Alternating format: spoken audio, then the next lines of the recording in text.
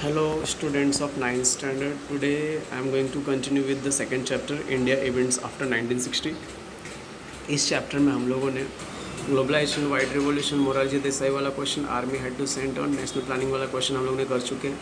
अब हम लोग जाएंगे नेक्स्ट क्वेश्चन में. ये दो क्वेश्चन हम लोग करना है. How was 1991 a year of important changes in the history of world and of India, and what are the characteristics of Indian economy. These two questions today we are going to do. तो पहले question का answer, how was 1991 a year of important changes in the history of world and of India. इसका answer जो है, come to the page number changes after 1991. Page number ये page number अपना है 7 का फर्स्ट पैराग्राफ. 7 में 1991 का first paragraph. First point, the year 1991 is held to be very important in the history of world as well as India. Right, 1991 एक बहुत important year है in history और as well as India में. The Soviet Union disintegrated into several different small countries and the Cold War come to end. Second point, Soviet Union जो है disintegrate मतलब divide हो गया different countries में और Cold War ख़त्म हो गया. Third point, in India, the government under the leadership of Prime Minister P.V. Narasimha Rao initiated many changes in Indian economy. PV. Narasimha Rao की लीडरशिप में गवर्नमेंट ने इंडियन इकोनॉमी बहुत सारे चेंजेस किए. During this period Ram Janmabhoomi and Babri Masjid issue at Ayodhya come to the forefront. तो इस period के time पे राम जन्मभूमि और बाबरी मस्जिद ये दोनों इश्यूज सामने आए. देखो तो वापस बता दो.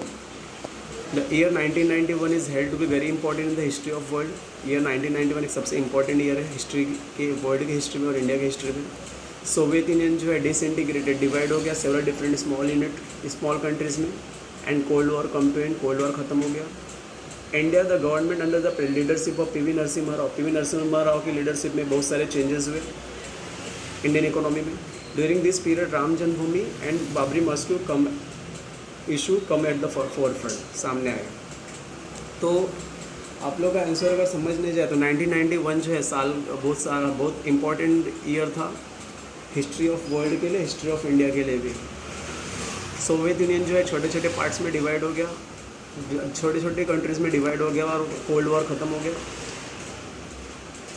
इंडिया में जो गवर्नमेंट था, प्राइम मिनिस्टर की लीडरशिप में बहुत सारे चेंजेस किए इंडियन इकोनॉमी में. इस पीरियड के टाइम पे राम जन्मभूमि और बाबरी मस्जिद जो है इशू सामने आया. तो अभी इसको पॉइंट वाइज पॉइंट कैसा है. The year 1991 is held to be very important history of world as well as India. First point.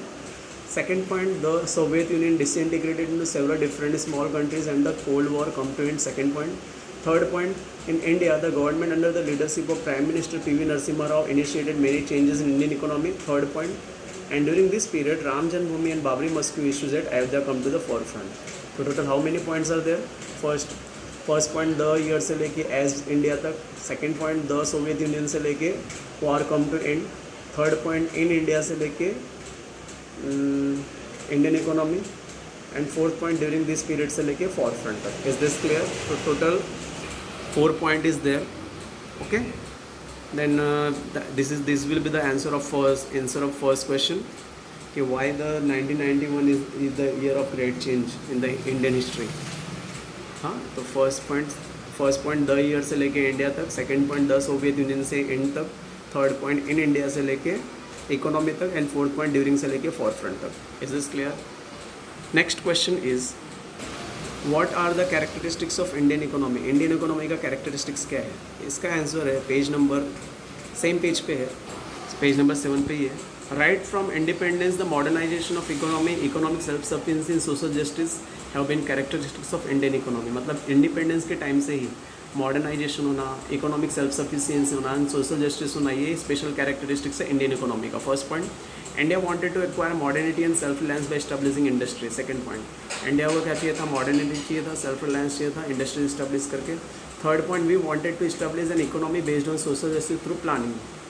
हाँ, थर्ड पॉइंट ये हो गया. And last point, for this the national planning commission was establish. Okay, again I am repeating. First point, right from independence, modernization, economic self-sufficiency and social justice have been important characters of Indian economy. First point है. Second point is India wanted to acquire modernity and self-reliance by establishing industries. Third point, we wanted to establish an economy based on social justice through planning. Right?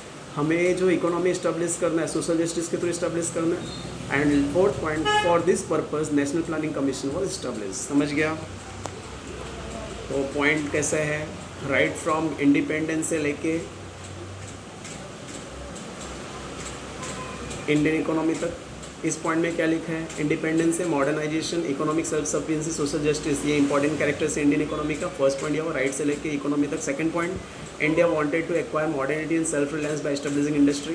तो India से लेके industries तक second point, India चाहता है modernity और self reliance by establishing industry, industry establish करके वो modernity चाहता है और सेल्फ रिलायंस चाहता है। Third point, we wanted to establish an economy based on social justice for planning, हमें इकोनॉमी इस्टेब्लिश करना है सोशल जस्टिस के थ्रू। This is third point, we wanted से लेके प्लानिंग का third point. Fourth point, for this purpose national planning commission was establish, इसके लिए नेशनल प्लानिंग कमीशन इस्टेब्लिश हुआ। Then there are total 4 points are there. हाँ, you have to learn these 4 points. If any doubt is there, you can ask me. Next question is question number second A. Based on information of chapter, prepare chronological chart of prime minister and their tenure.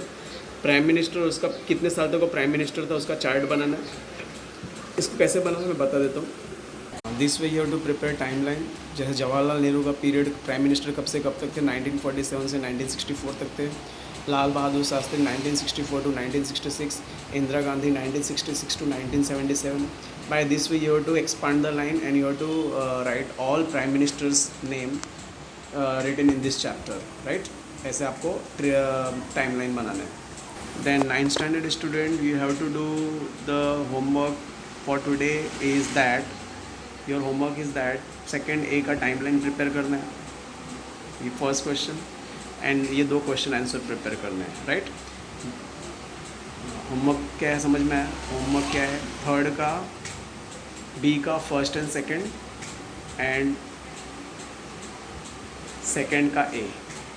Third का B, first and second, and third second का A. Based on information in the chapter prepare chronological chart of prime minister and their tenure. Okay, मैंने already आप लोगों को बता दिया कैसे बनाना है। By this way, Jawaharlal Nehru, Lal Bahadur Shastri, Indira Gandhi, book में ऑलरेडी इन्फॉर्मेशन दिया हुआ है। If any doubt is there please ask. Then total homework 2 questions you have to, third का बी का 2 क्वेश्चन प्रिपेयर करना है एंड नोट्स बनाना है, और टाइमलाइन बनाना है प्राइम मिनिस्टर्स का। If any doubt is there please ask. Thank you, have a great day.